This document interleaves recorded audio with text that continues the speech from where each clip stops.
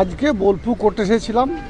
আজকে নয়, এটা আমার প্রায় আমাকে আসতে হয়, কারণ আজ থেকে 30 বছর আগে অর্থাৎ 1995 সালে চারকম গ্রাম পঞ্চায়েতে বামফ্রন্টের হাতমদরা আমাকে মিথ্যা মামলা জড়িয়েছিল। সেই একটা মামলা JM 1 কোর্টে চলছে, সেই মামলাটার আজকে ডেট ছিল, সেই জন্য এসেছিলাম। নিষ্পত্তি হয়নি, ওটার সওয়াল জবাব চলছে। অল্প দিনের মধ্যে ও কেসটা আমি বেকসুর খালাস পাবো, তো এখন সওয়াল জবাব চলছে, সেই জন্য এসেছিলাম। চক্রান্ত করা হয়েছিল বলে অবশ্যই বাম জামানায় আমার বিরুদ্ধে 65টা মিথ্যা মামলা দেওয়া হয়েছিল। তার মধ্যে এখন পর্যন্ত প্রায় 55টা মামলা নিষ্পত্তি হয়েছে, যার মধ্যে 19টা 302-এর মামলা ছিল। বর্তমানে যে মামলাগুলো চলছে সেগুলো সওয়াল জবাবের ভিত্তিতে বিগত মামলাগুলো থেকে আমি পরিত্রাণ পেয়েছি।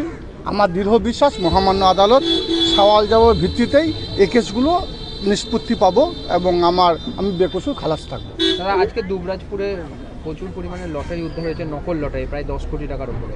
এই ব্যবসা যেভাবে চলছে কি বলবেন, জেলা জুড়ে কীভাবে? এ বিষয়ে একটা কথাই বলবো, আপনাকে জানতে চাইবো ওটা উদ্ধার করেছে কে? নিশ্চয়ই বীরভূম জেলা পুলিশ। এটা বীরভূম জেলা পুলিশ প্রশাসন সাফল্য বলে মনে করি, যার জন্য বারবার আমি বলি বীরভূম জেলা পুলিশ প্রশাসন সততার সঙ্গে দৃঢ়তার সঙ্গে মাননীয় মুখ্যমন্ত্রী মাননীয় মমতা বন্দ্যোপাধ্যায়ের নির্দেশে তারা কাজ করে চলেছে, আগামী দিনেও করবে।